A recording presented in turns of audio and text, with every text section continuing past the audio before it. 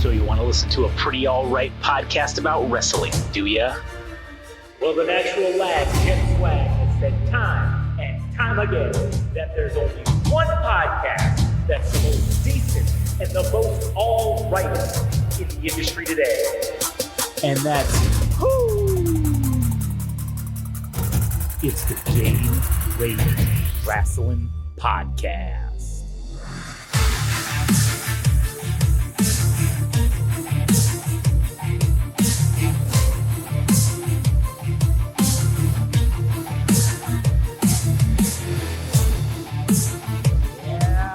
Boy. That's right. We're back for episode 9. Nueve, as they say, of the Game Rage Wrestling Podcast. Yeah. And as usual, I am your host, the host with the most, and who loves to boast, Josh. And I'm here with the other man of the hour, the man with the power, the man with flair, who also has the hair, Adam. Howdy. So we have a few things to talk about today. Oh, we do. If there was, I'm going to make a mental note. Yeah. For our timestamps. Yeah, true. So timestamp. This is roughly how it's going to go. On the docket. Okay, correct. We have Monday Night Raw, and of course, SmackDown. Yeah. That have happened in the last couple weeks. We haven't had an episode. True. In the last couple weeks, and then the last portion of the episode is going to be dedicated talking about the faction known as Evolution.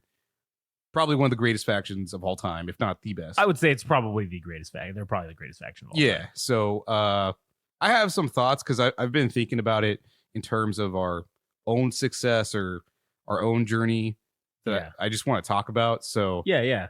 So all right. So that will be the main course, the main event. So let's get into what's happened in the current state of the WWE since we last spoke. And we last talked, to recap, CM Punk had returned. Right.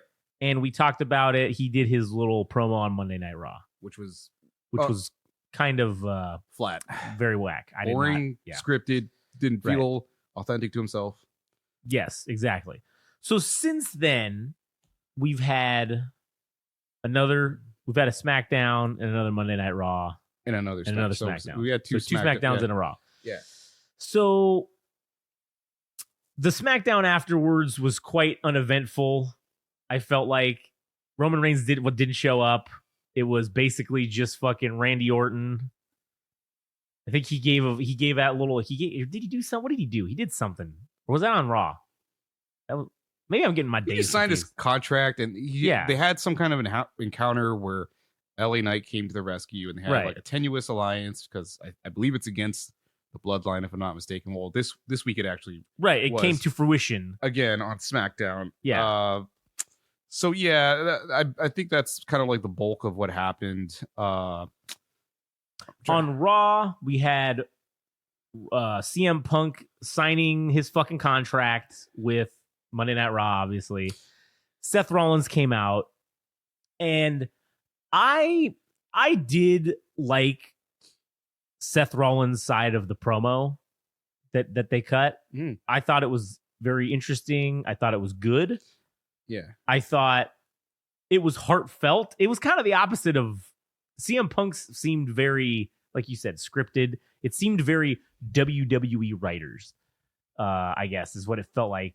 And pandering to the crowd of, oh, I'm here, I'm home, blah, blah, blah. And then, honestly, this was probably by design because, as Seth Rollins says in his promo, you don't get to call this place home. You don't get to fucking say shit about this because you just sat here for 10 years and tried to tear us all down. Yeah. And say how we're all a bunch of shitbags, basically. So you don't get to come say, oh, I'm back home. Hooray. Get fucked. And I liked that. I thought that was good.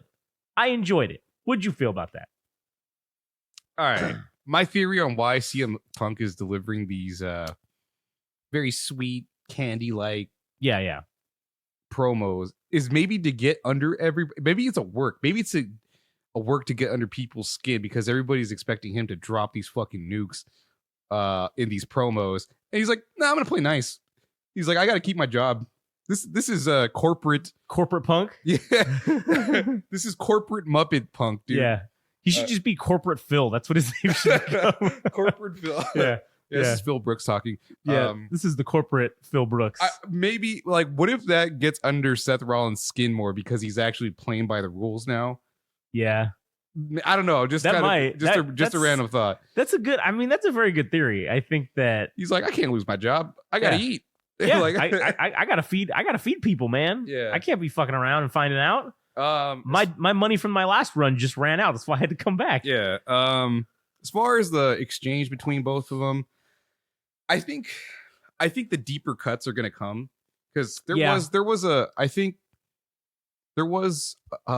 match where I think CM Punk beat Shield, I think by himself. Yeah. I'm waiting for that to be dropped, like for continuity to kind of, reminisce about the old times, to jog our memory. I have a feeling that is going to be dropped at some point. He's like, why would I be threatened by you if I've defeated the Shield by myself in one match? Yeah, I defeated the three of you. One of you is basically the champion because I haven't been around or whatever. And you, Seth Rollins, are basically you're essentially the land of the blind, the one-eyed man is king, and that's how you are the champion. And the third one, he fucked off and went somewhere else he went to the amateur hour. Yeah. So why would I be scared of you? Yeah, and then you could dig old dirt up and say, hey, weren't you the guy that destroyed the Shield? Oh, yeah, that's true. Yeah. So what the fuck are you lecturing about when you're the one that betrayed your brothers? So, yeah, exactly. Like I'm waiting for those those fucking heavy blows to come out. That's what I'm waiting for, dude. Yeah, like he hasn't gone nuclear yet, and I'm waiting for it. Yeah. But and I think when he does do it and they start really going at it, I hope that they keep them separated. Mm-hmm. I hope they don't touch each other until whenever the match. I don't know if it's going to be at the Royal Rumble. I don't know if they're setting this up long con and they're gonna wait to even face each other until WrestleMania, perhaps. Because the only thing I don't like about this storyline is I don't like CM Punk getting thrust into the main event picture. Too soon. It's the same mistake that AEW made in my opinion, with him. They threw him in. Yeah, he did like one match with fucking, I think, Darby Allin or something. And John Moxley. They had a series, yeah. Right. But like, that was only over like the course of a month or so. Yeah. And then they threw him into the title picture. Which, if I recall correctly, I think he actually took the title off of fucking Hangman Page. I think he did. I think he was the one, after Hangman Page, and then I think that's what happened. Which I didn't think that it was time for Hangman Page to fucking give up the title yet. I still think he had good life in the run. And honestly, to me, Hangman Page is a main event guy. I think he has what it takes. He is, yes, granted, he's poverty Stone Cold Steve Austin. However, in today's modern climate, I think he does it right, and he does it enough original shit that, I think he's deserving of a little better than what he got there in AEW. Yeah, I mean, he had his moment with Swerve Strickland. Right, yes, currently he's doing very well, but I just think that he should have had more time with the strap. But that's just my opinion. In terms of CM Punk, this is the same mistake that they made in AEW by throwing him into the title picture. And this is the thing. I don't know if they're going to let him win the title off Seth Rollins. I think that's a mistake. I think that all that does is show that this guy that came from AEW that was essentially outcast, he's stronger than your top draw, who's your current champion. He's better than that guy. Now, if they're going to do a title series and they're going to run 3 matches or thereabouts, maybe 4, 5 even, hell, maybe we make it a best of 7 series. If their first match is good enough, you could probably get away with doing something like that. I don't know how they're going to interact well together now in the ring. I know CM Punk's had some time off from his last match. It's been a few months. He looks to be in kind of peak physique. Yeah, he's kind of right. He's looking good. He's not looking SAWFT soft like he did when he first came into AEW. I felt like he was really not prepared. And if anything, if the AEW run, whatever you want to call it, if that just got him prepped to come back to the WWE, cool. I get it. That's acceptable. Because if he's in peak form right now, because I don't know. I mean, I know Seth Rollins is in fucking obviously excellent fighting condition to put on excellent matches because he's been doing it. Yes. CM Punk, I hope he is capable of staying to the level that Rollins is going to be at in the ring in terms of in-ring work. Obviously, Mike's skills, obviously he's probably got him beat there. But I think this has the potential to be a very great rivalry. Yeah. If done correctly. Yeah, and I think this has to be a year out. Yeah, I don't think you can just let it go. I think you got to plan this for 12 to 18 months. This feud has to go on. And it doesn't have to all be just back and forth, back and forth. It can be back and forth for 3 months. And then, they're still fucking with each other, but not directly. They're indirectly fucking with each other for a couple of months. And then they come back and the war gets caught again. Do a Cold War, hot war. You know what I'm saying? Like, there's a way to do this. Interfering matches. Oh, yeah, right. Exactly. Backstage attacks. And then at the end of the 18 months or 12 months or whatever you want to plan this out for, then you put them in a Hell in a Cell for the fucking title. Oh, yeah. And you have them fucking murder each other. Yeah. I'm talking blood. You might even have someone get stabbed. I don't know. I mean, there's a lot of fucking ways you could go. And that's the way it should end. And to even throw a wrench just to blindside everybody. And I don't even know if Damian Priest is that guy. Oh, yeah. I totally forgot about this. To be like a main event person. Yeah. I don't know, dude. I don't know how I feel about the dude. But you have him be as a stopgap solution as champion so that there's no conclusive end between Seth Rollins and CM Punk. Everybody comes out looking nice. Looking good, yeah. And then you put the fucking title on Damian Priest because he still got the money in the bank. That's true. Yeah. And then he kind of stole it. Everybody still kind of comes out ahead. And he still got the stable, so like he can hold the title for a minute because he's got his just interference posse alone. Yeah, yeah. And then eventually the stable will crumble because Finn Balor wants the title. Yeah, the jealousy. Yeah, that'll eventually get to them. Yeah. And that'll implode the fucking stable. Which I don't know if I'm in favor of imploding stables because I think that's something that they've been sorely lacking. Yeah. So I don't know if imploding them is a good idea unless you're going to come up with more. Then fine, cool. If they're going to splinter into make their own stables, perfect. That's even better. As far as that whole exchange goes, shit, man. I mean, I thought it was pretty decent. Yeah. I just want more. But at the same time, it's just I don't know if I want this feud now. I'd rather him work his way up to it. And I don't know exactly how you make that happen, but I'm willing to give Papa H the fucking benefit of the doubt. Yeah. Because I think this is going to tie into the very last segment about Evolution and how it created 2 main event stars. Yep. It gave Ric Flair an opportunity to be recognized once more as one of the better wrestlers of, the entire history of wrestling. Oh, yeah. And of course, it put Triple H in the forefront of being one of the better main eventers in all of WWE. I mean, in wrestling in general. I feel like it solidified that for him. But yeah, we'll talk about that more later. Yeah. We'll get more in depth in that later. But yeah, but my point being is that's long-term booking because the getting to the point where Randy Orton and Batista were champions, that took an extended period of time. But it wasn't overnight. It wasn't 3 months. Yeah. It wasn't fucking 6 months. It was years. Yes, yeah. So this is where maybe, and again, I don't think Triple H is actually gonna have this feud happen right away, or if it does, it's not gonna be. Christ, maybe this was just planting the seeds. The seeds, yes, maybe, and that's it. And then they're gonna let it ride. CM Punk's not even gonna challenge him, which I don't know if he's gonna win the Royal Rumble or not. It's seeming like that's gonna be the case. that CM Punk is going to win the fucking Royal Rumble. We'll see.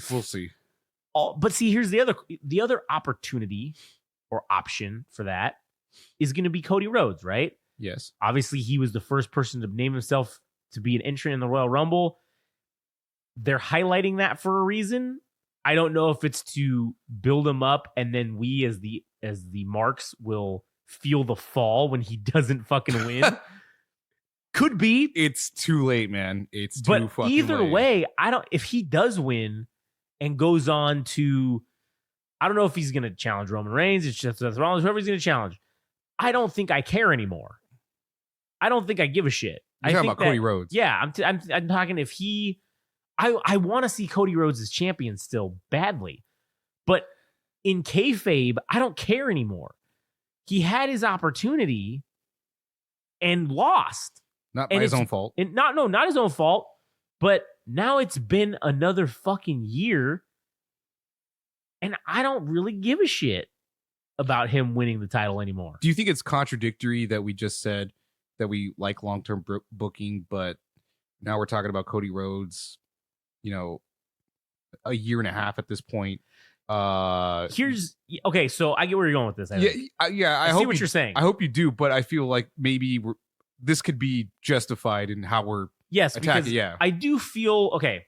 So I see where you're saying that you're sure it could be long-term booking, but the problem is in the interim, in the in-between, they haven't done anything. Yeah, with it's him. sloppy. It's very sloppy, and I'm not in favor of that. I'm in favor of smart, calculated, long-term booking where everything happens for a reason. There's a method to the madness. Whereas with Cody Rhodes, after he lost the fucking title or the match at WrestleMania to Roman Reigns last year, he kind of just fiddle-fucked around and floated around and kind of just did whatever. It wasn't like he was scraping and claw. Like they did not portray that he started at the bottom again. That was what I think they were trying to do at the beginning, but then I felt like it just fizzled out.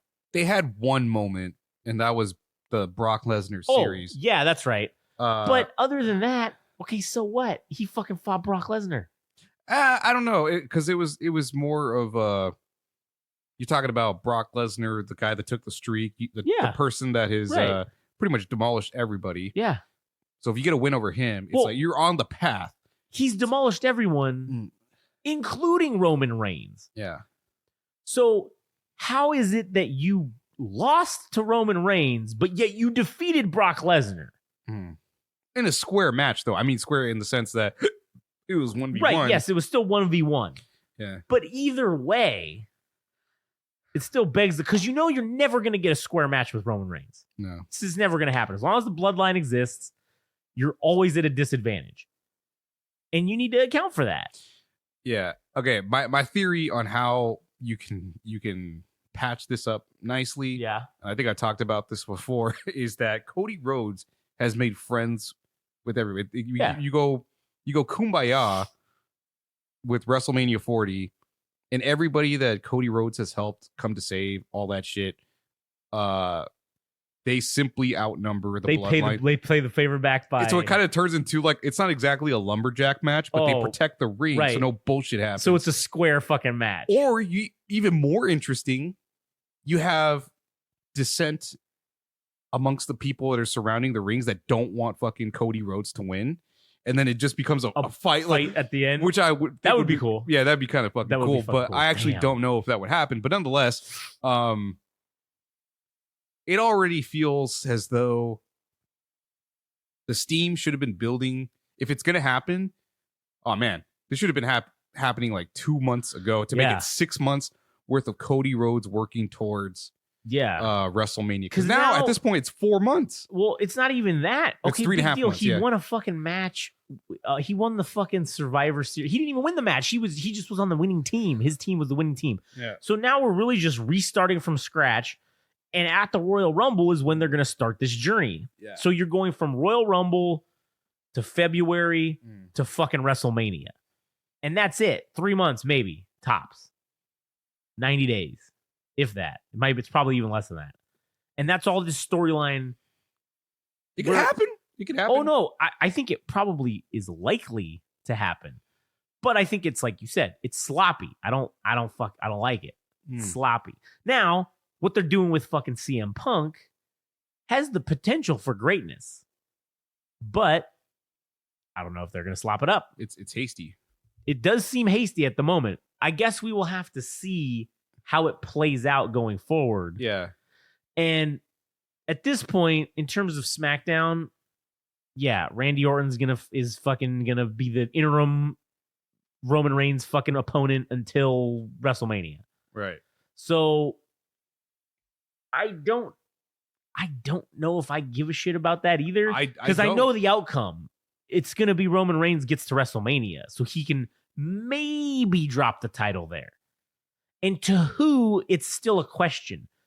The one thing I am excited for is to see what's going to happen at the Royal Rumble. I think that is going to, whoever wins the Royal Rumble is going to really shape the storyline for next year. And it's going to be whoever wins, they're winning the title. Guaranteed. All right. You want to turn this into a top 4 segment? Maybe possibly top 5 of who ends up in the top 5. Oh, the Royal Rumble? Okay, all right. Hold on a second. What's the timestamp? It's 21 minutes. All right. So let me put in our timestamp for the chapters so that everybody can have, fucking 21. Yeah, I'll just put it 20 minutes. Yeah. So beginning to 21 minutes, it was talked about Raw and SmackDown, current state. All right. Now, from now on, we're gonna do, or until the next one, it'll be 21 to whatever. We're gonna do. What is this? Our top 4 or our final 4? I guess you want to call it. Yeah, you want to call it like final 5. Yeah, final 5. Okay, final 4. All right. What do you got? Do you have a final 4 in mind already of who you think it's going to be? I have a rough idea. Because remember, we're also going to be doing a live watch on Discord. True. And a live recording as well of the Royal Rumble. Yeah. All right. So we will be able to find out. We will know exactly what the fuck happens. Yeah. And we'll do it live and or see if our predictions come true. Right. But as of now, these are early predictions because, again, we're still a month out. So these predictions could change prior to the thing. But let me hear, what's your rough estimate of top 4? All right. CM Punk guaranteed. Guaranteed. Yep. Agreed. Okay.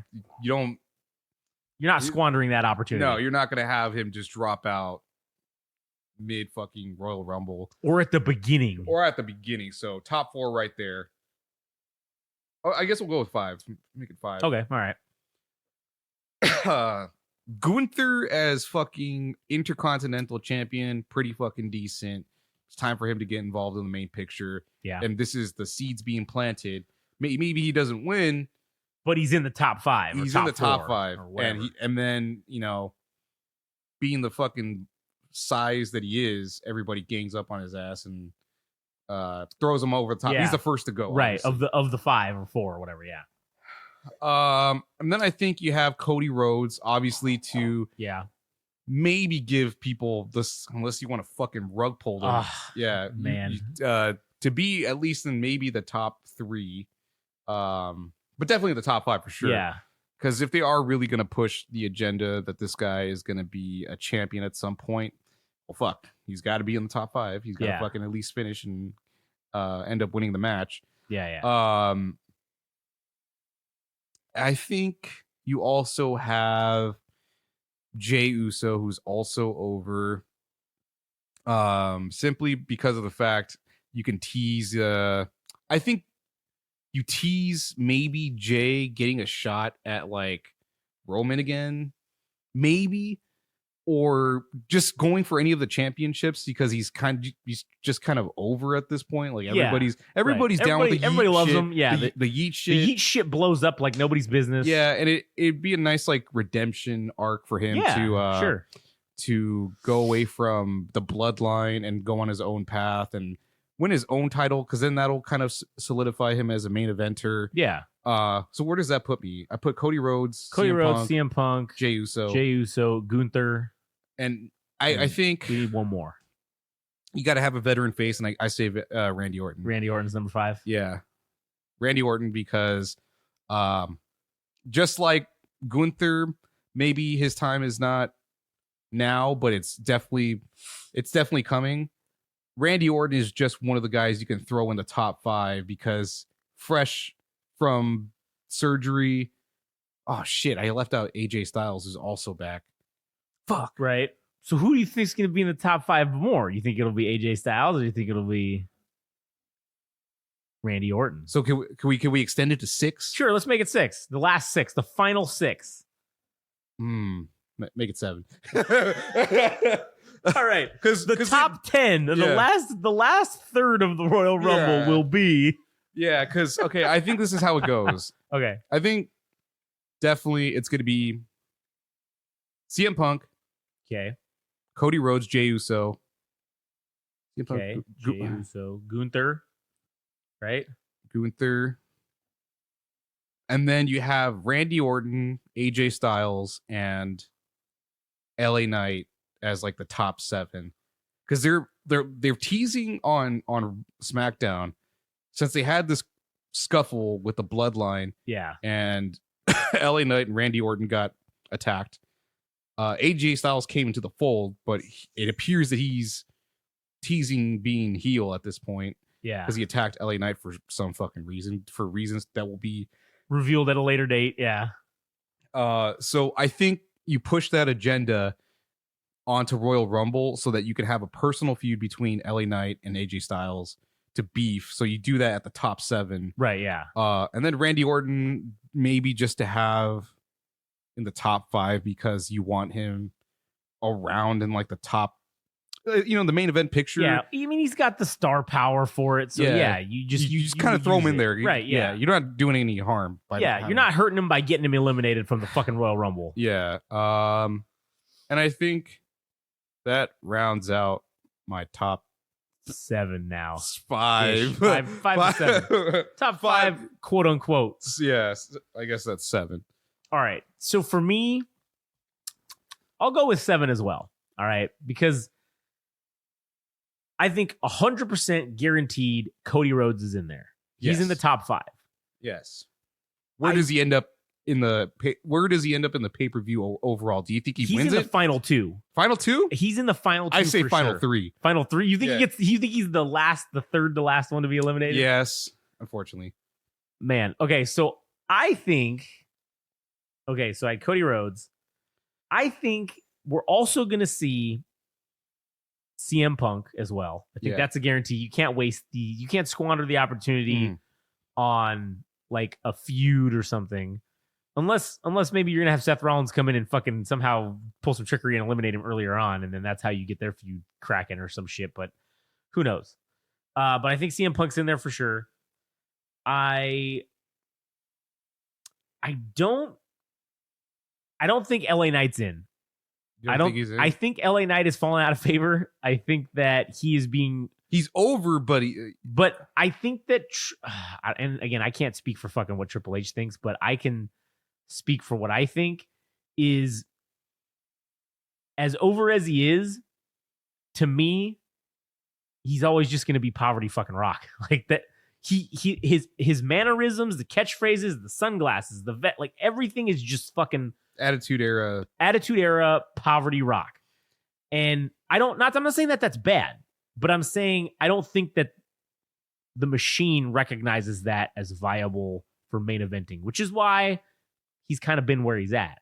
I don't agree with it. I think LA Knight can main event. Mm-hmm. I think he can hold a title belt. I think he should. Mm-hmm. But I just think where they're going now, especially with Randy Orton coming back, LA Knight's the casualty. Pushed back. Yep. LA Knight is the casualty of Randy Orton's return. And Randy Orton has now that he's on SmackDown, 100% LA Knight has just now been pushed down the card. Mm-hmm. And maybe prior to he was kind of top level, maybe top of the card.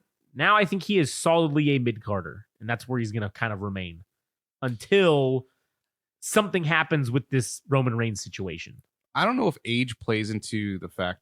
That's another thing too. I don't know if he's. I think he's a little bit older. Late 30s, early 40s. Is that it's too late to have him as champion? I mean, not to say he won't have one maybe good run, but I think they would think long term and think, okay, if whoever we're putting the belt on for either the world heavyweight title or even the universal title, it's got to be for at least a year or 2 or 3 years. Yeah. And like, who knows if LA Knight is going to be around for that long? Yeah. And who knows if he has that kind of longevity left in his career. So that, I think that would definitely be a concern. But I mean, fuck, would I love to see it? Yes. Yeah, absolutely. And continue with your. So I also think in the top 7, I think we do get Jey Uso. Okay, I think Jey Uso is going to be in there, and you'll see why in a minute. I also think Gunther is going to be in the equation. I just don't know where he fits yet. He's in the top 7. I don't know where he goes out. What about 5? Is he in the 5? You know what? Yes. Okay. Well, he's in the 5. Okay, he's in the 5. All right. And then we get to my next 2. I think we get what's his name? Solo Sikoa. What's his name? Solo Sikoa? Yeah, I think Solo Sikoa and Jimmy Uso are also in there. My personal opinion, I think the final 5 are going to be Cody Rhodes, Jey Uso, Solo Sikoa, Jimmy Uso, and Gunther. And I think they're all going to be like doing that thing where they stand and they go like this, like where their fists are up and they're going to like fight each other. And then the 4 of them who desperately hate each other are going to look at each other and they're going to look at Gunther and they're going to go, like what you said. I think they're all going to team up. They're going to throw him overboard. And then they're going to be like, oh, fuck. And it's going to basically be a tag team match, which will be great for fucking the antics at the end, because then if they're fighting each other for like 5 minutes, they're going to do like a tornado tag match basically inside the Royal Rumble between the 4 of them. And the whole time that's going on, all we're going to be thinking is what's going to happen if Cody Rhodes and Jey Uso are the last 2. Yeah. Are they going to fight each other? Are we going to see that happen? Yeah. And then what's going to happen if maybe I think there will be a betrayal? I think it's in line. I think it's in line. During the tornado tag, I think Jimmy and Jay had it all planned out from the beginning. And them and Solo Sikoa, they dump over fucking Cody Rhodes, screwing him thus once more out of the title shot. Mm-hmm. And then I think the other 2 get out of the ring and eliminate themselves, and Jey Uso becomes the winner of the Royal Rumble go on. Yeah. And then maybe you double swerve, and instead of having him do what's going to be said, the plan is Roman Reigns will come out with the blood and say, this was planned all along this was a year ago that this was planned out. He was going to win the Royal Rumble, and then he was going to challenge fucking what's his name, so that Cody Rhodes cannot get any more shots. He can get fucked. He's going to challenge him, and then maybe you do a swerve, and then Jey Uso betrays Roman Reigns and actually challenges him at WrestleMania, and then maybe you give Jey Uso the rub and you let him be the one to take the belt, and then you already have a star who's over, or you have a guy who's over. If you put the title on him at WrestleMania from Roman Reigns, you've just created a superstar, a literal superstar. Yeah, for the next 5 to 10 years. Easily. Done. Jey Uso will be a made man, and his yeet gimmick, whether it's got the longevity or not, is irrelevant, because it will have the longevity if you do that to him. Mm. So that's how I think it's shaken out in the final 4, basically. That's going to be my prediction. If you have it go that way, then you have Cody Rhodes, who possibly goes heel afterwards. Yeah. Be like, what the fuck, man? Maybe, I don't know, maybe Cody Rhodes turns heel and eliminates Jey Uso, and then he shakes hands with the other 2 dickheads, and then they're like, we're tired of Roman Reigns, we're joining up with Cody Rhodes, and we're going to be in the Nightmare family, we're bringing it back, we're bringing the Nightmare fucking whatever, and this is how it's going to start. Or I don't know, maybe that wouldn't be as interesting, I think, as the other way. Yeah. I think it's more interesting to see Jey Uso go the distance, maybe, and betray and fight Roman Reigns. I think that's definitely something in the cards. So that's like those are shit. How many fucking 1, 2, 3? I think we might have to take it. Like, I think we might have to make it 10. 10? Because I was thinking about other players too. Okay, all right. Shit, I'm drawing a blank right now. Okay, Jimmy Uso. Shit. Now Who else did I say? Solo Sikoa. Yeah, let me see. I typed slow Sikoa. So wait, that's 1, 2, 3, 4, 5, 6 for me. So I need to come up with 4 more. I think Randy Orton's got to be in there for sure. He's in the top 10, definitely. Who do you think's number 30? Who do you think gets to be number 30? Tozawa, or R-Truth. Well, this was where I was going to go next. I think R-Truth is in there somewhere in the top 10 just by complete and utter accident. Oh, I would love that. Okay, because they've done this kind of a similar thing before where the heels usually do it where like The Miz, I think, was number 1 one year. And then when it got to be like 8 or 9, he just rolled out of the bottom of the ring and then just sat there and waited until like there was only 3 or 4 guys left. And then he jumped back in. So I think R-Truth is in 1, 2, or 3 position. And then something happens and he gets distracted and he goes out of the ring, but not eliminated, just goes out of the ring and does something. And then somehow when it's the top 5, he magically appears back. And now he's in the mix. And he's like, what? Obviously he's going to get eliminated. He'll be like the first one to get eliminated. That's what'll lead to the top 5. Is he'll come back and everybody will be like, what the fuck? Maybe Gunther's the one that does it. He's like, fuck this shit. He tosses him over, and then all of them are like, and then they all gang up on Gunther, and then we have our tornado tag, and then we have some fuckery afoot, and someone gets betrayed. That's how I think it's shaken out. That's fucking fantasy booking 101 right there. Yeah. Shit. Now so I have 7 at the moment. So I have CM Punk. Yeah. Cody Rhodes, Jey Uso, Gunther, RKO, Randy Orton, AJ Styles, LA Knight. That's 7. Who would be the right, so I got 8. I'm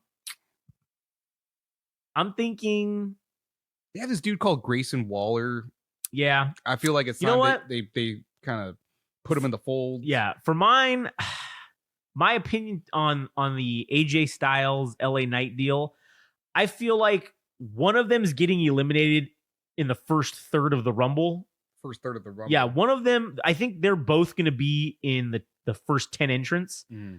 And then one of them gets eliminated. Maybe not by the other one, but then the other one goes, ha, see ya, and makes like a shitty comment or whatever.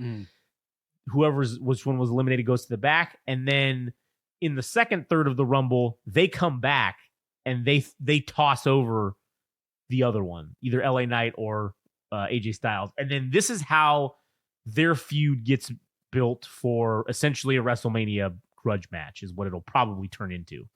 Because that's where it seems like it's going with this thing that happened on SmackDown. Seems like them two are going to probably be feuding.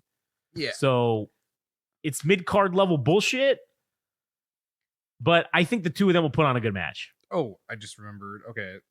I got my top 10. All right. This would make for a really interesting top 10, in my opinion. The last few guys I'm going to mention, because there's a lot of threads that are in there. Make for some interesting storytelling, I think. I didn't even include Solo Sikoa. Shit.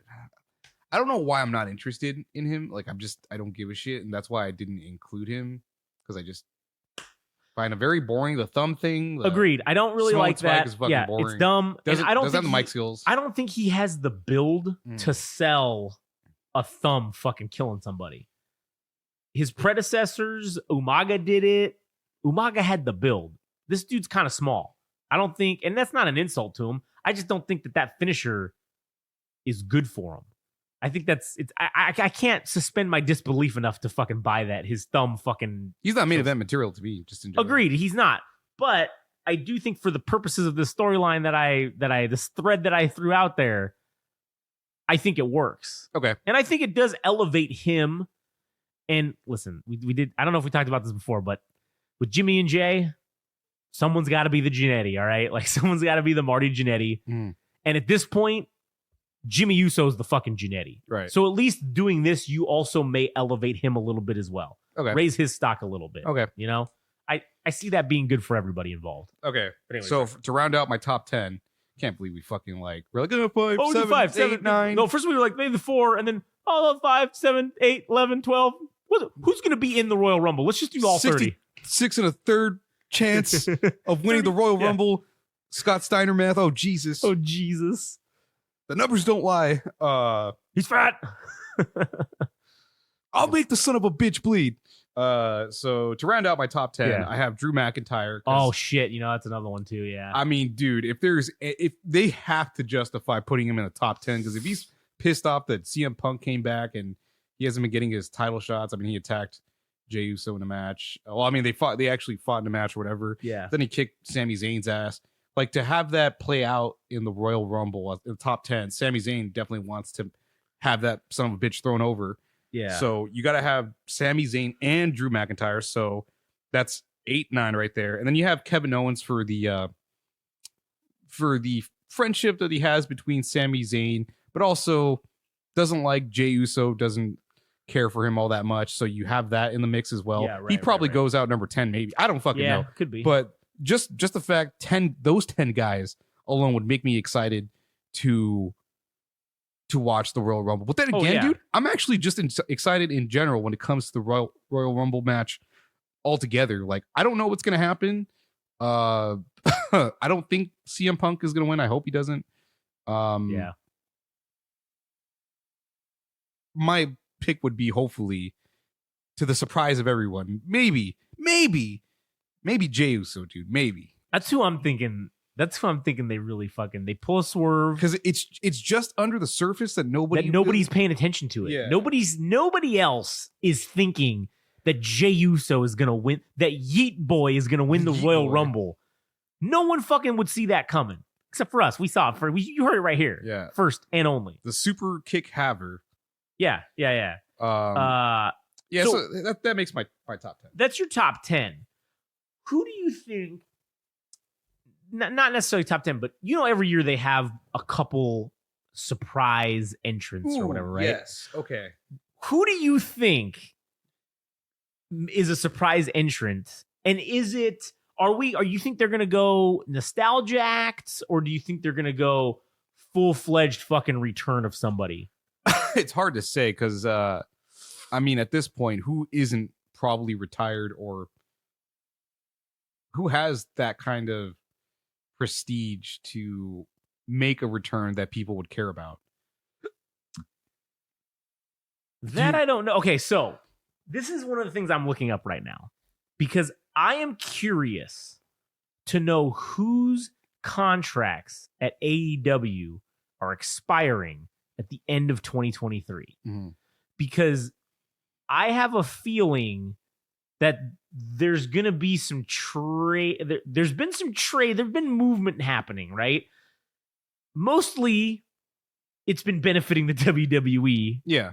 And I think that will likely continue. I don't think AEW is going to pull any coups and get any major talent. Yes, I've seen rumor online that Drew McIntyre is going to, or what was his name? Drew Gallows or Drew Galloway or something. I don't know. He's going to be quote unquote all elite. I've seen those things. I've seen it. I don't know if it's going to happen. I think WWE will make him happy enough to keep him around, and then they'll put him back to mid-card status. But at least he gets paid. Fuck it. Like, who cares at that point? Yeah. They're just going to lock people down. Yeah. So one of the alleged things that's contract sets up is MJF's contract is allegedly coming up. It ends January 1st, 2024. It's over. Also, the Young Bucks are supposedly, now they haven't really been featured much or utilized as much as they were over the last couple of years in AEW as of late. So Cody Rhodes was an executive vice president just like them and fucked off and went back to the WWE. And Kenny Omega. Right. Well, Kenny Omega, what I'm saying is Kenny Omega didn't come back to WWE yet. Yeah. But he probably will if he gets the opportunity. The Young Bucks have never been in the WWE proper. So I think maybe they fucking somehow sign a deal with WWE and they get that big money because they're a draw. They are a name. They did it with AEW. maybe they I don't know if they're surprise entrance in the Royal Rumble, but maybe they make an appearance at the Royal Rumble in some fashion. Or if man, what a fucking coup it would be if they got MJF, the fucking current AEW champion, and they signed his ass and he shows up as a surprise entrant in the Royal Rumble. And they use his same fucking entrance music and everything. That'd be hilarious. Yeah, I mean, that'd be fucking great. The only hard part about that is they have to acknowledge kind of AEW. I think he should come out with the fucking belt. You pull a WCW like they did with Medusa, and she comes out with the fucking WWF women's title and just dumps it right in the trash can. I think you fucking do that. You have MJF come out as the surprise entrant. He fucking walks out with the belt. He's got the mic and he starts talking all this shit, saying, oh, yeah, guess what? I'm here now. I'm the top dog over there. And you know what? I think this place is shit. And he's like, I think the place I came from was shit. So this place ain't even better. So he takes the belt off, throws it in the trash, and he's like, I'm coming for that fucking title. And then MJF wins the Royal Rumble. And MJF defeats Roman Reigns in fucking WrestleMania. That would be an excellent, epic fucking swerve, in my opinion. I don't know if that's likely to happen or not. I don't know how happy or unhappy MJF is with AEW. I got one. All right. I don't know if he's alive and kicking as far as being a wrestler goes, but somebody that I would love to see. Actually, I'll make it 2 people. Uh-huh. But again, I don't know if their bodies can hold up, but just long enough for us to get entertained or whatever, sports entertained. Yeah. Rob Van Dam. Oh, man. That would be a good one, man. And maybe Rhino. That would be pretty sweet. But again, I don't know if they're... I don't know. Yeah, I don't know if their bodies can. But Rob Van Dam seems more realistic to me because he's been away long enough, and I think maybe it's the time for him to come out of retirement. Maybe do some. If they fucking played that music, that one of a kind. Oh, dude, I would lose my shit. Yeah, that one's like that's my ace in the hole right there. Yeah. So you got some realistic people that you think would return. Realistic? I don't know if there's any real. I think maybe. Because we've gotten it before. I think you could do Bubba Ray Dudley. I think you could get Devon to come. I think you could get some of those kind of nostalgia guys. I don't know about...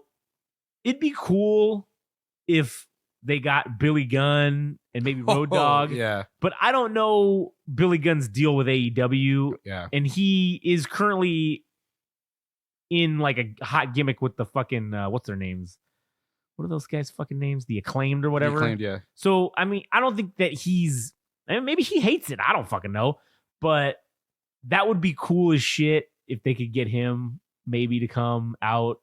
I'm an ass Yeah, man. it's just to hear that music once again. Or even better, just have him and Road Dogg and you get the whole thing. Oh, you didn't know? That would be fucking cool as hell. I think that one's probably more realistic, Road Dogg, than anything else. What do you think about Tajiri? That'd be fucking cool too. I'd be down for that. Just to hear Tajiri. Shinsuke and fucking Tajiri as a facing tag off. Oh man, fighting each other. Off, Yeah. like okay. Squaring and off. they missed each other. Yeah. That'd be fucking hilarious. And then what does it do? Does it cancel itself out? The red mist and the green mist? It deletes itself. Sure, why not? Yeah. Oh, speaking of deletion, what if you have Matt Hardy come back? Matt Hardy? That'd be a cool one. Yeah, fuck. I mean, he's only one of the few people you could have return that people would semi care about. God, and he would have the motive to do it because I know, regardless of what he says, deep down, he has to fucking hate Edge. Like, he has to fucking hate his guts. Yeah. And for Edge to have the audacity to come to the place where Matt Hardy has helped get it to where it is now is a fucking direct insult. And then become a top guy immediately. Like, that is a direct fucking insult. And I'd be like, I'm out of here, get fucked. And I'd be like calling WWE and be like, oh, hey, that fuckface Edge came back. Why don't you let me come back and I'll talk shit about him? And they go, oh yeah, cool. And then sweet, sounds good, man. Feels good. Feels good, man. Sounds good, man. Yeah. And so that would be a sweet fucking get. This one is a guaranteed entrant for the WWE or for the Royal Rumble. It's going to be on the women's side. Okay. I think she's actually going to, now that Charlotte Flair got injured, she's be out for 9 months. Oh, fuck yeah. For what some kind, I don't know what the injury, maybe an ACL tear. I think it's an ACL tear and was whatever rough. else is going on. Yeah. Jade Cargill, who was the person that they signed from AEW, guaranteed she's going to be, because she's been in NXT dicking around, Yeah. right? So guaranteed she's going to move up to the fucking main event, to the main event picture. Right. Hell, maybe she even wins the Rumble. I think, yeah. Or she's going to be the person that breaks the women's record for throwing people over. Oh, yeah, that could be too. Yeah. Yeah, I think that's definitely. All right. Well, I think this concludes our Royal Rumble talk. And for those of you that also enjoy the Royal Rumble, I want to say, again, we're going to be doing a live fucking broadcast on Discord. And we're going to have, it's going to be out as a podcast. So if you can't fucking watch along with us, pay the fucking $4.99 to get the Peacock so you can watch it with us and show up. And then we can talk shit in the chat and we can tell you guys to give your fucking balls a tug if we think you're stupid. Or you can tell us to give our balls a tug if you think we're being stupid. Right. And we're going to basically live commentate on the matches as they're happening. And the best part's going to be for the Royal Rumble for sure. That's going to be the best. That's going to be so fun. Yeah. So anyway, so tune into that. I don't remember the day it's on, but whatever. It's still like a month out. So we'll give you that info as it gets closer. Right. But anyway, so, okay. So we're at the 51 minute mark for the timestamp. Got it. So moving on to. Man, but I wasn't done with the. Oh, what do you want to move on to? Some of the. Okay. So 51 minute mark. This is just going to be kind of I don't know if it's miscellaneous or a continuance of the previous topics about things that happened on SmackDown and Raw. Oh, okay. Yeah. All right. Shit. Oh, R-Truth possibly being in Judgment Day. They're continuing to push that. What else am I forgetting? Fuck it. Am I really not like thinking of anything additional? All right. That's a wrap. It's a wrap. I kind of feel like that was really all the major shit that happened, though, that we had already kind of discussed. I mean, obviously, and again, see, that's where it's hard because CM Punk is the fucking headline. Yes, I feel like I'm doing everybody else a disservice. We are. But the same token, you're not drawing. You're not drawing. You're not catching. If I don't care, if I don't give a fuck, then it doesn't matter. Yeah, then it doesn't matter. So, give your balls a tug. Yeah, as it were. Drew McIntyre. Additionally, in addition to the stuff I just mentioned, I think fully set in heel mode, beefing with Sami Zayn and Jey Uso. Oh, yeah, that too, yeah. And that's more or less all that I can think of. So, 52 or 53, 52. We'll just include that at the end of the last one. That's fine. 51, 53. All right. And then 53 is going to be now, without further ado, a topic that honestly makes my dick hard. It does. It's very near and dear to my heart. In 2003, after we had, or 2002 rather, after we had the Alliance angle, we had the WCW versus, whatever in 2001, and then kind of going into 2002.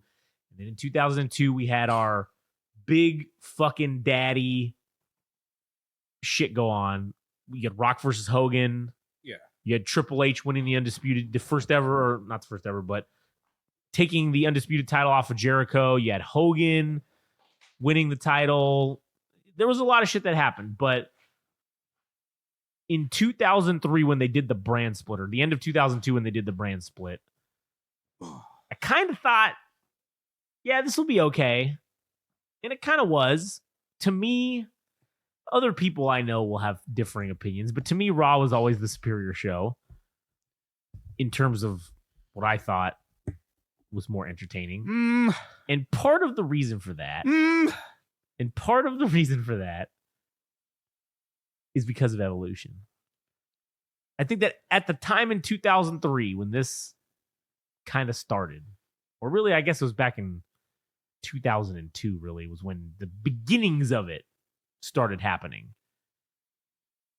When they did the brand split and Triple H was awarded the title by Eric Bischoff. And everybody was all like, oh, this is dumb. Why are you just giving him the fucking thing? He should have to earn it in a tournament or something to that effect. Where SmackDown did an actual tournament. But they just handed it to Triple H because, whatever. Reasons. And Triple H goes out, has a couple matches, blah, blah, blah, drops the title in the Elimination Chamber. This one, Ric Flair starts kind of coming around again. Starts kind of, being involved after that. And then him and Triple H are kind of going back and forth a little bit. And I don't remember do you remember what pay-per-view that was at where Triple H fought Rob Van Dam?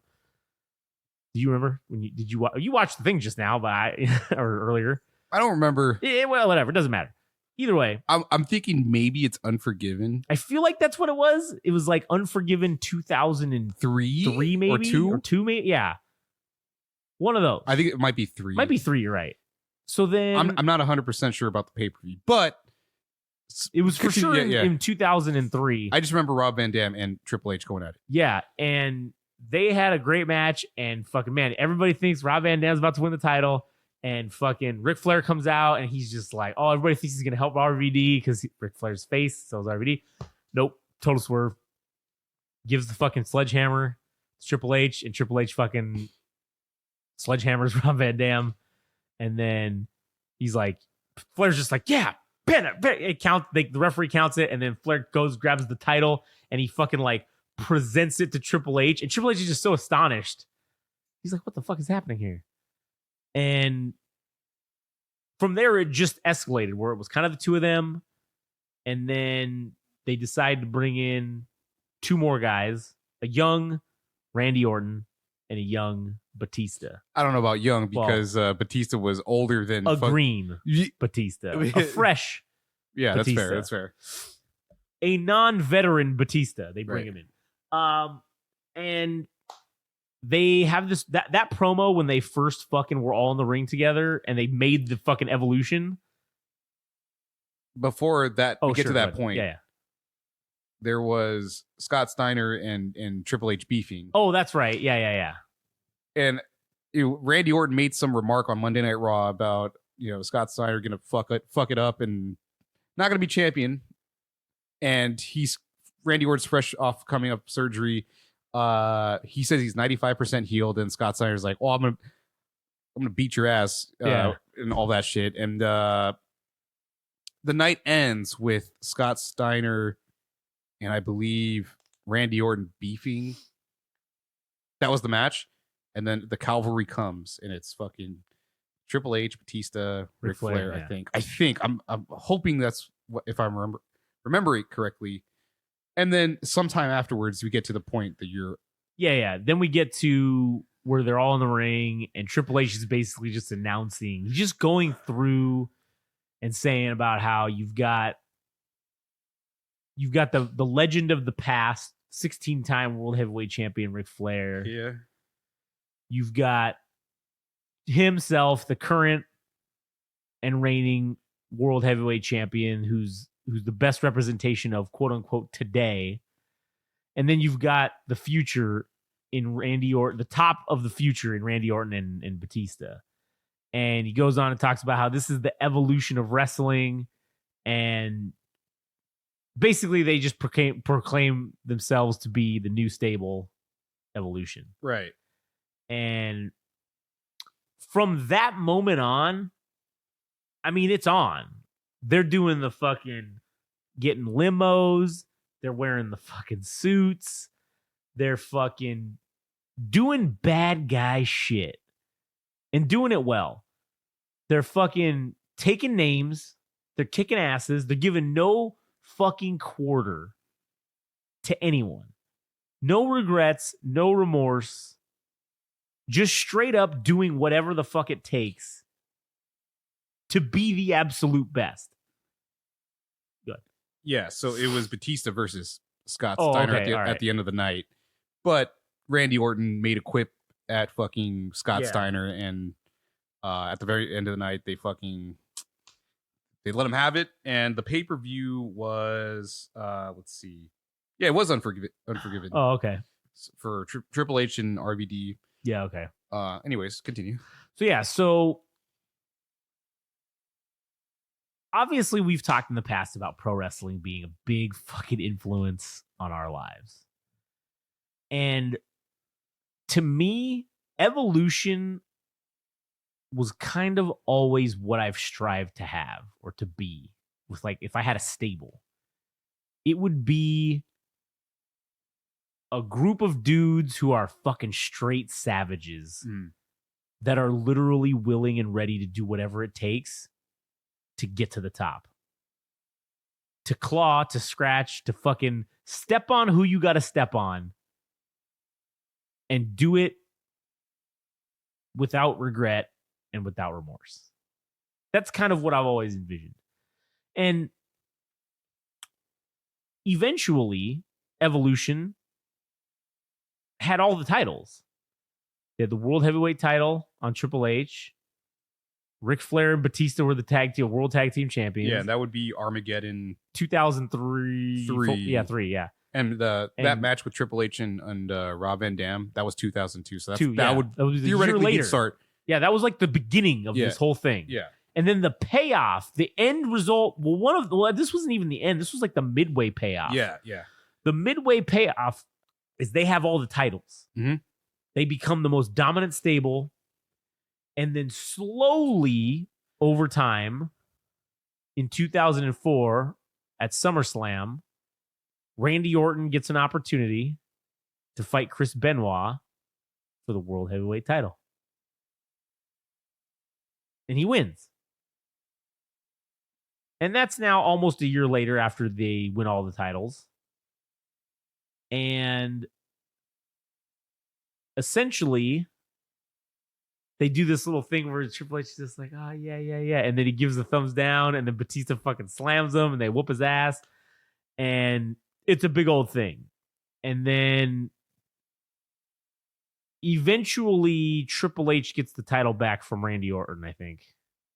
He does, yeah. And then Batista wins the Royal Rumble.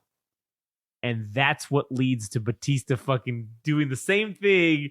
And he gives Triple H the thumbs down because he's like, yeah, man, they got the contract. He's like, yeah, you're going to sign to go fight whoever the fuck it was that was the WWE champion on SmackDown. I don't remember who it was. But at the time, I don't remember who it was. I can't even remember. But they were like, oh, yeah, you're going to go fucking fight. Let's just say, well, who knows? It might have been the Big Show. Who knows who the fuck it could have been? It could have been anybody.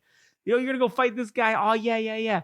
Cool. And then he was about to sign the contract, and then he's like, you doing this? And then he just goes, thumbs down, and then he just fucking clotheslines Triple H. Yeah, that was like an all-time moment. That was. Because I remember watching that and seeing that. I'm like, oh, shit. So. And the selling that Triple H did. Yeah. Of the shock. Yeah. Was fucking. That's why Triple H is one of the greatest of all time. Yeah. No matter what people want to say, he's one of the greatest of all time. And to add to that specific moment, I think that was 2005. Yeah. So this was this is WrestleMania 21. Yeah, I think so. So this happens. So it took 3 years to fucking build towards the ascension of Evolution to a little bit of descent with Randy Orton falling out of grace. Right, yeah. To eventually Batista just done. Imploding the whole thing. Yeah. And then it being over. So actually, now that I think about it, I wonder if his motive was seeing what they did with Randy Orton, as he was the person that was eventually everybody attacked, and he's like, "Oh, I'm not that guy. I ain't having that happen." Because they were kind of painting him as like this. He was like a juggernaut, but he was kind of like an idiot, kind of dumb. Yeah, yeah. And he's like, "Oh, I'm not the idiot." But, and then you'll see. Because he even says it in his speech. He's like, "Oh, I've been waiting a long time for this moment." Yeah, and then he fucking Batista bombs his fucking ass through the table. And then I think he wins the match in 2021 to be World Heavyweight Champion. Then they have the brand split, and he goes to SmackDown.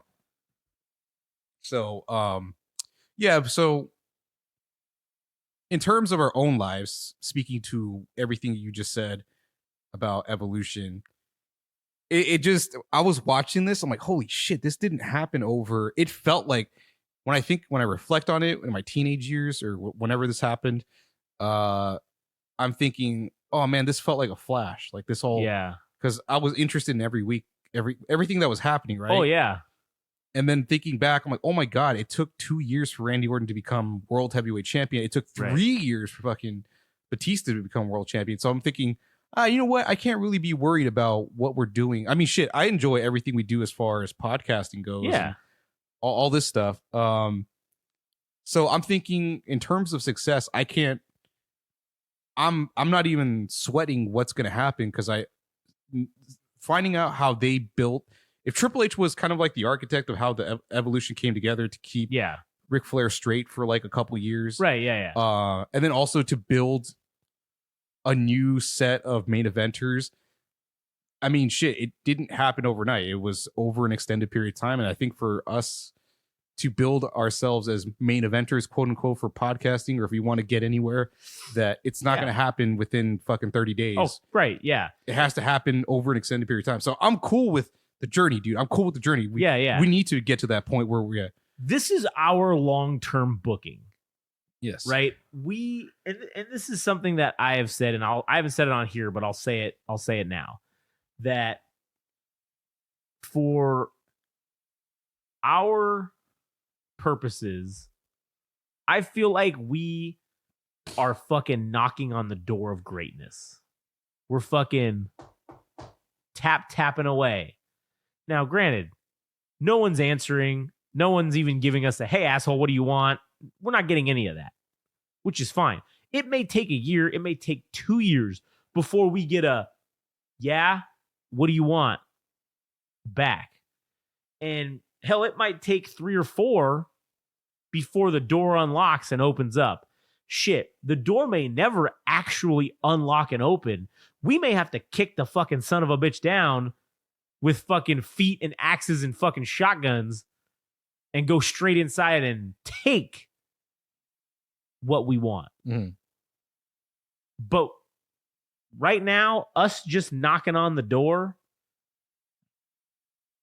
that's what starts it. Mm. We're like the Randy Orton and Batista. This whole thing is the Randy Orton and Batista of Evolution. The only difference is we don't have a Triple H and Ric Flair to give us the power to move along and move up. And maybe one day, in a year or two, maybe we get someone was an old, washed-up veteran from something that decides they want to come and be a part of something different. They want to renew themselves and get in with these young bucks that are fucking, well, I mean, we're not young bucks, but, get in with these young guys who are fucking newer at this, and they're not fucking held by any fucking standards or they're not held back in any fucking fashion. And you can just unapologetically be yourself and do some shit you want to do. Maybe we get a guy like a Ric Flair. Maybe we even get lucky and we get someone who is a current, I don't want to say champion, but a current popular figure that maybe wants to help us out. And even if we don't get that, we're still going to kick the fucking door down when we get there. Because I don't think that greatness is going to want to let the group that's in charge of opening the door to greatness, they don't want us there. They don't want to let us in. And I'm okay with that. Because we're going to get in no matter what anybody else thinks or anybody else says. We're going to do just like Evolution. And guess what? We're going to take all the fucking titles. We're going to wear them proudly and say, look what we've taken from you. What are you going to do about it? And then they can come for us. And then we created a whole new storyline. Yeah. And we've just kept ourselves relevant and going. And to further add to the Evolution part, the future, maybe we find some nice. Maybe one day we become the Ric Flair and the Triple H's. And we bring in some nice young fellas and give them the rub. For them to eventually betray us and take our titles from us. But that's fine. I'm okay with that. Yeah. Sorry, go ahead. I didn't mean to cut you off. Oh, no. That was. Damn, I read your mind. All right. But anyways. Yeah. So I don't know. I was getting nostalgic for Evolution because I just think, this bloodline shit isn't really cutting it. I mean, no. When you talk about all-time great factions, I mean, they were definitely it. Oh, yeah. They were definitely... I mean, they might be the best faction of all time. I don't know. I mean, the NWO's up there. Sure, DX is okay. But in the end, they all got watered down. That's the one thing about Evolution, is they didn't fucking add anybody else. It was just the 4 of them. I don't know. I thought it was pretty good because for what it turned out to be, I mean, I'm repeating myself because we already said it 1,000 times. It turned out 2 new main eventers. Right, yeah. And it was a great way to incorporate Ric Flair once more into like the main event. Yeah. Bold. Well, that's what I'm saying is I think that's why they might be the greatest stable of all time. Because if they would have had 2 additional members, then it kind of waters it down. It makes it worse. Yeah. It makes it worse. I mean, there's probably a sweet spot for a stable, and maybe it might be Judgment Day because they have just enough screen time for everybody. Yeah. If you start pushing like 9 members or whatever the fuck it might be, maybe anything 5 and above becomes problematic. And maybe, I don't know. Maybe do we take that example that we've seen in wrestling for the Game Rage stable? And do we maybe put a cap on it and say, you know what? Eventually, maybe 5's enough. Yeah. In terms of stable mates. Sure, we can have affiliates and things of that nature. Yeah, like the UN Security Council. Right, yeah, exactly. They have 5. They got 5. Might as well follow their lead. But maybe that's what we do. Maybe this is a furtherance of incorporating wrestling and following the examples. Wrestling's laid out the blueprint to how to be successful in life. And we're just following the examples. Yeah. Because wrestling is love. Wrestling is life. Yeah. That's one thing to take away from this. I think we've reached the end of the episode. Yeah, I think we have. So hopefully you all enjoyed that. I hope you guys did enjoy our fucking musings about wrestling. And I hope that you will enjoy our future musings and commentary on the Royal Rumble.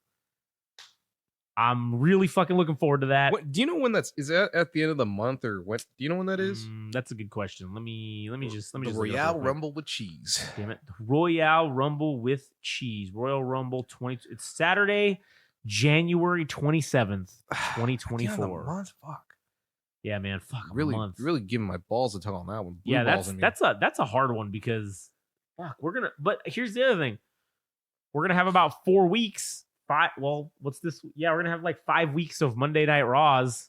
Yeah. To get there. Yes. And SmackDowns. So maybe our predictions that we made will change over time as things shake out. And then maybe like the week before, we'll make sure to do an episode and we will say, okay, these are our hard line fucking picks. And you know what?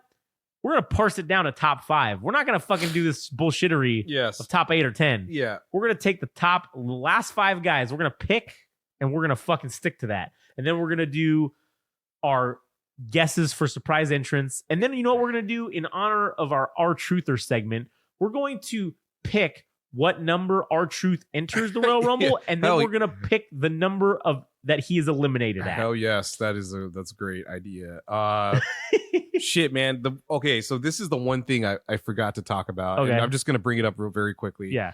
So this is the 113 mark. I don't know if this is gonna be a timestamp, but in any case, one thing that I've been really disappointed in is the fact that Randy Orton signed to SmackDown because it completely disintegrates my theory that Legacy was going to come back. Yeah, it did. It destroyed it. My theory was that Randy Orton was going to recruit Jey Uso and Cody Rhodes as Legacy 2.0.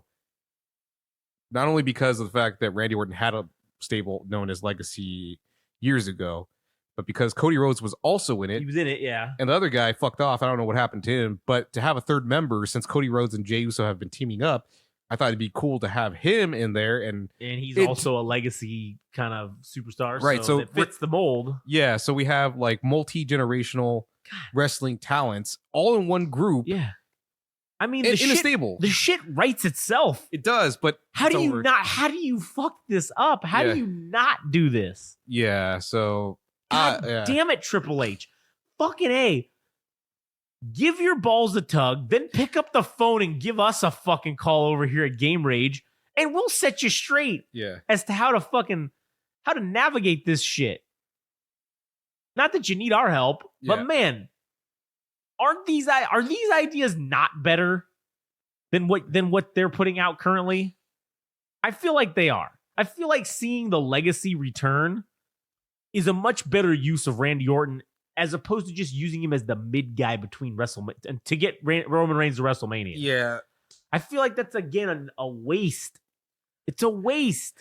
You know, at the 13 mark, we'll call it retractions of predictions or predictions that failed.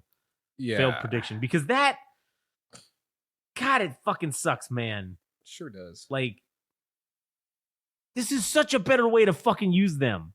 And you're using all three of them. And yeah, you're setting up for there to be a betrayal where Randy Orton's going to betray Cody Rhodes. One or both of them. Probably both of them. But definitely he's going to betray Cody Rhodes. And man, it just, God damn, it's just so frustrating that we can't get that. And maybe we will get it later down the line. Maybe. But by then, now that we've already said it, I feel like it's too late. It's too late. I feel like it's too. Now, for the assholes that aren't like us in predicting future and fantasy booking, maybe they'll never have seen it coming.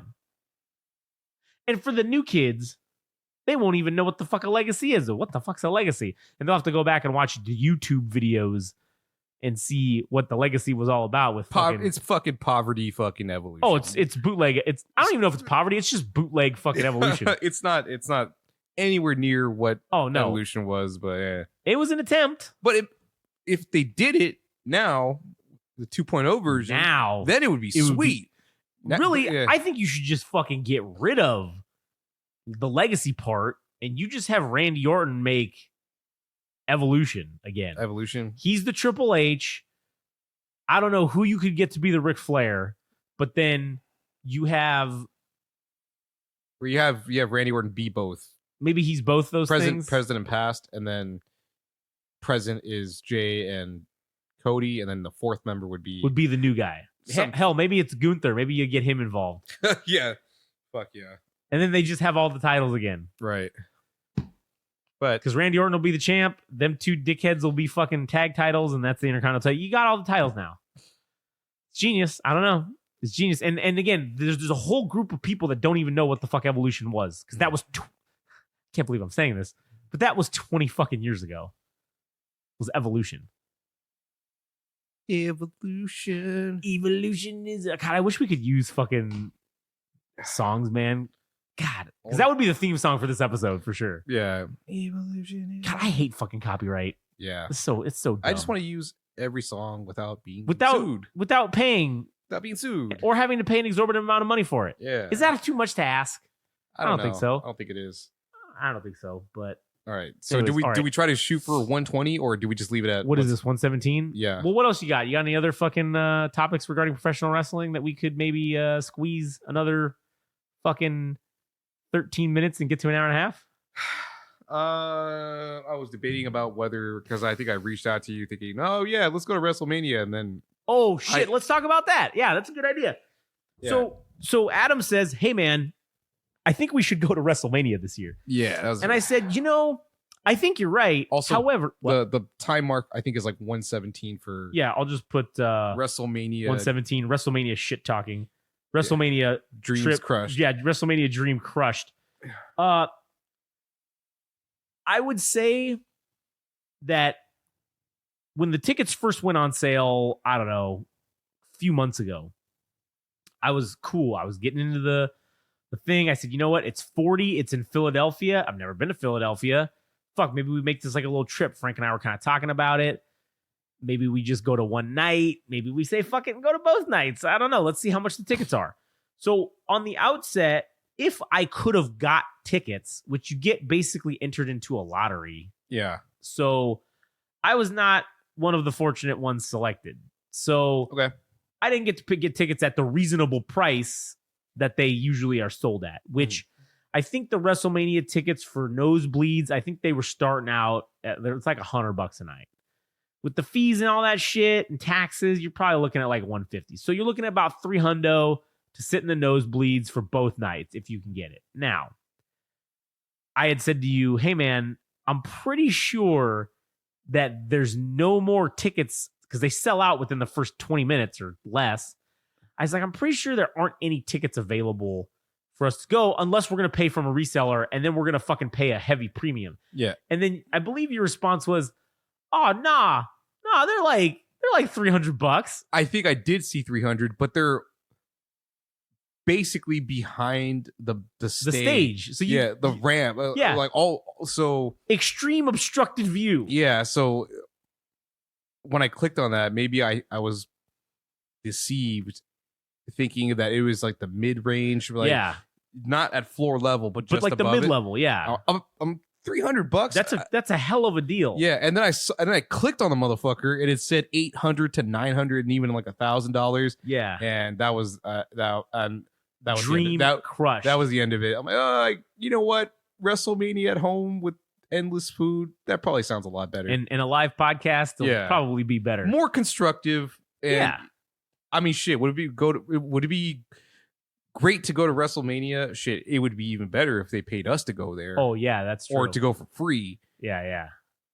But at the same token, man, watching it on television with a TV that gets it from every angle, with food and beer and drinks. And I've sat in I guess what you could call maybe not the best seats. Yeah. At a pay-per-view, and you basically end up watching it on the fucking Titantron or the screen anyways. Mm-hmm. So unless you're going to be in that floor level or that level that's right above the floor, honestly, in my opinion, it's not even worth fucking going. Now, to a WrestleMania, to experience it, I would say fuck it. It's always WrestleMania is on my bucket list.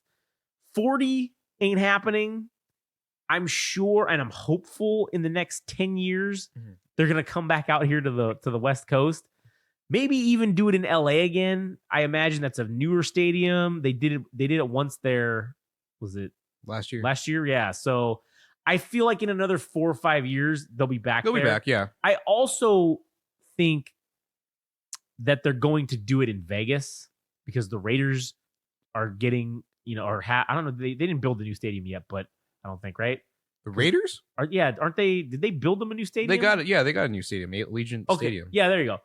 That's one that the WrestleMania hasn't been at. It's a brand new stadium, Vegas. Right? I feel like it's Vegas. I feel like they're definitely going to do one there. Maybe even next year. That would be just as good. And I would say that trip would be, even if we paid $800 for the tickets. Yeah, that's more affordable because we got a contact who lives in Vegas, and we could just stay with him, so we don't have to pay for a hotel room. Right. And we're going to basically be sleeping on the floor or air mattresses, but who gives a shit? Right. It's worth it because then we won't have to pay, because that extra money we're paying for the tickets, we won't have to worry about paying the extra. That's hotel room money right there. Right. And we could go to both nights. It's only a 4.5 hour fucking drive, so it's not far. I mean, that's ideal. I think when it comes to Vegas, I think that's the one we fucking for sure go to. And then if it's within another 5 or 10 years or whatever, and it comes back to LA, I think we should for sure go to the LA one. Definitely. WrestleMania at Madison Square Garden would probably be one to go to. I feel like 50 is going to be back at Madison Square Garden, and I think for sure we need to go to that. Yeah. And granted, that's 10 years from now. So, I mean, shit, man, I'll be fucking 46. Jesus Christ. So we'll be in our 40s. But I do think that if it does go for 50 at Madison Square Garden, I think we got to go. We have to go. And by then, the amount of, we may get invited to go to WrestleMania. I hope so. 50. I hope. That's the goal. That's the dream to strive for. And I think if I DM Triple H enough or at him on the Twitter or social medias, I think it might eventually happen. Do you go the heel route and say you're a Make-A-Wish kid, but you're 30 plus years old? I just shave my head and my beard and then just do that filter where you look younger. Yeah. And then I just say, the Make-A-Wish won't give. They say I'm not eligible or something, and just be like, God, I've always wanted to go to WrestleMania 50. How old are you, kid? I'm 46. Well, if WrestleMania 50, I'll just be like, I'm 45 or whatever. Yeah. Yeah. Oh man, that would be fucking awesome. So, yes, WrestleMania is for sure a bucket list. And honestly, I was kind of thinking maybe if we go to one, maybe just because WrestleMania travels around, every time it's in a city we've never been to, maybe we just go and we get to go check out. Because that's why we were going to go to Philly. Because, hey, I want to see the Liberty Bell, Independence Hall, all that bullshit. Get to see all the historical shit. Right. Make it like a vacation. Go for like a week, and then we also get to go to We cap it off at the end with WrestleMania. And that'd be a pretty sweet vacation to do every fucking year, if we so could be fortunate. And I think definitely once, because they're gonna announce, I think at WrestleMania where the next WrestleMania is gonna be. So I'm hopeful it's gonna be in Vegas. That would be a sweet one. I think if not the immediate following, immediately following up wrestling. I can't even string words together. If it's not the next WrestleMania, it's got to be the one after. The one after for sure. And so like, because I think they've been doing like East Coast or Eastern half of the United States, and then they're doing one on the Western half of the United States. Alternating years? I feel like, yeah.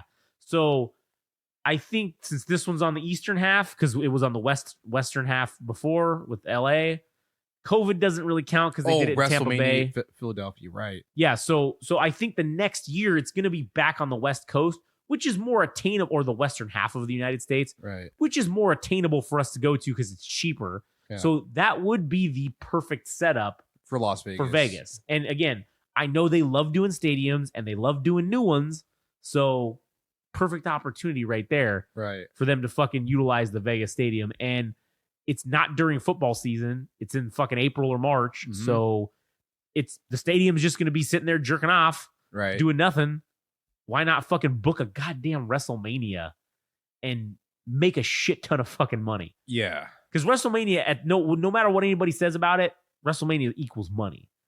And all these stadiums, any new stadium that's going to be built in the next however many couple of years, I feel like, yeah, WrestleMania is going to be there within a year or two of it fucking opening, because the stadium wants it. They need to recoup some money. WrestleMania is easy. It's an easy draw because it always sells out. Yep. And so the Vegas one, I feel like that's a real guaranteed way to fucking remake their money. And goddamn, you're selling, it's 2 fucking nights now. So you're selling out twice and making all that fucking money. Not to mention the concessions and I'm sure they're doing a Live Nation and they're fucking getting a cut of the WWE fucking merchandise. I'm sure that there's a deal. Because if you think about it, with the show I went to at the Staples Center, well, now it's the fucking Crypto Arena, but it was the Staples Center when I went. It was all Crypto or Staples Center people selling the merchandise. There were no WWE employees selling merchandise. So that's usually the fee, is they take 15 or 20% of whatever is sold. Instead of, and they allow them to sell whatever the fuck they want there. Right. Now, granted, I will say this, the price, I think it's 15 to 20% because the prices are 15 to 20% higher on everything. Yeah. Because the WWE is like, well, we're not going to take the loss. We're just going to fucking pass it on to the customer. So, because I almost bought a title belt when we went, but man, if they would have had the big gold world heavyweight title, they were sold out of it. But if they would have had it, I would have fucking, because normally it's like $399. It was like $500. And I'm like, Jesus Christ, I would pay that. But it's right there. Yes, I would pay that to walk in with the belt. Yeah, I would have paid that immediately. No questions asked. But they didn't have it.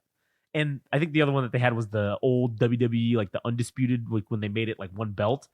And it became the WWE title. And I'm not really a big fan of that belt. I didn't really like that much, but I was not worth, I wasn't going to pay $500 for it for sure. Definitely not. So, yeah. Anyway, so on the list, go to WrestleMania. And that would also be cool too, just because of the fact that, yeah, we probably can't do a live fucking, we can take videos and shit and put them up on all the social medias of us there and everything. But I mean, we could do a podcast from Vegas, you know, at the fucking talking about the whole thing. And then goddamn, just talking about the whole experience would be fucking cool as shit too. I think a close second for seeing a pay-per-view would be, I think Royal Rumble would be a close second. Oh, yeah. Well, obviously, to me, WrestleMania is the tippity top. But, yeah, I do want to go see a fucking Royal Rumble. And maybe we wait until... Well, where's the Royal Rumble at this year? Did I even know? Let me see. I don't know. Let me just double check real quick where it's at. Royal Rumble 2024. It is in... Who is the winner of Royal Rumble 2024? It hasn't even started yet. Royal Rumble. Let's see. Where... Google's fortune telling. Yeah. Oh, dude, what if it did? What if it accidentally they fucking revealed it? I mean, obviously the whole thing's fixed, so the outcome is predetermined. Yeah. It says it is in St. Petersburg, Florida. Florida? What the fuck? So let's see. When was the last time it was on the West Coast? It was in Arizona in 2019. So at Chase Field. So it looks like Royal Rumble goes to Texas a lot. Texas? Yeah. Shit. It has not been in California 20 years.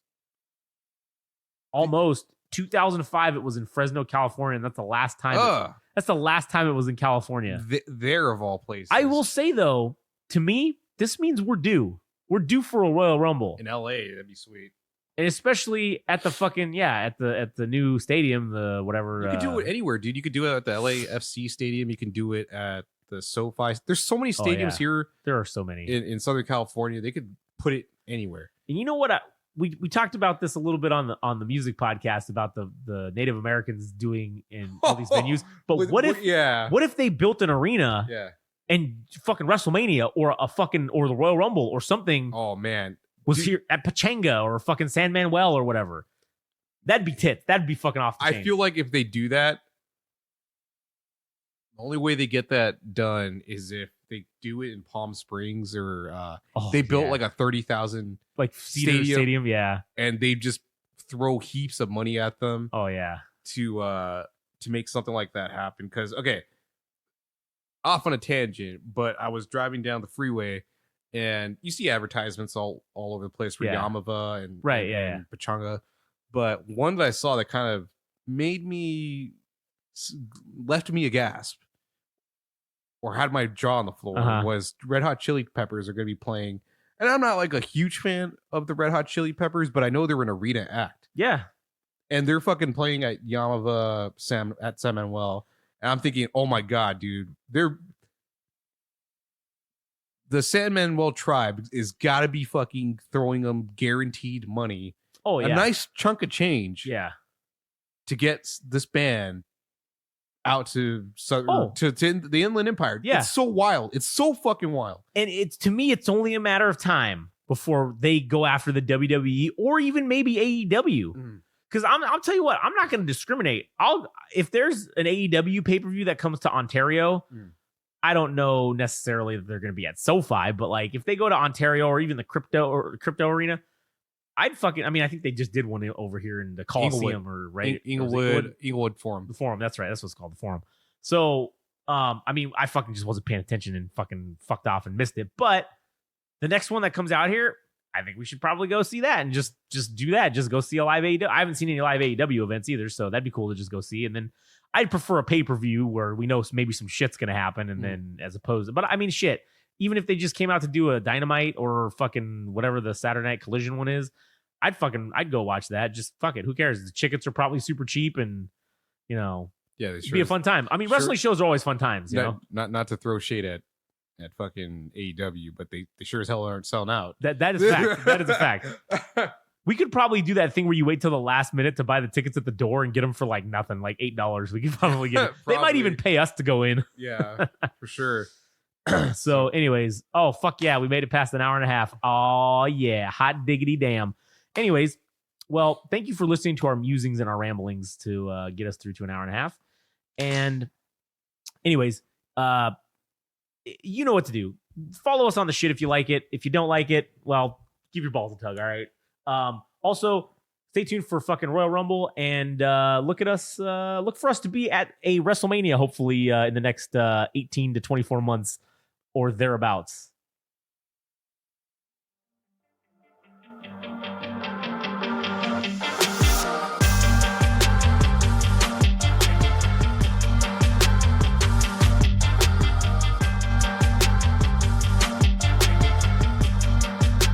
That was another wonderful, amazing, powerful episode of the Game Rage Wrasslin podcast. And take it from me, ladies and gentlemen, the natural lad, Jet Swag. If there's one podcast, one show you should be listening to that you should be absolutely grateful for, It's the Game Rage Wrestling Podcast. And one of the things you can do to show your appreciation for all the hard work and dedication that these boys put out day in, day out, just for you people, it's that you can go and you can subscribe and you can like and follow them on the Instagram and the TikTok at Game Rage Magazine. You can also follow them and like them and subscribe to them on the old Twitter, which I don't know what it's called now, but who cares? It's at Game Rage Mag there. Additionally, if you feel the need to really show your appreciation, which you should, then go to their website at www.GameRageMagazine.com and show us some love. Show them some love. And show some love for the natural lad, Jet Swag.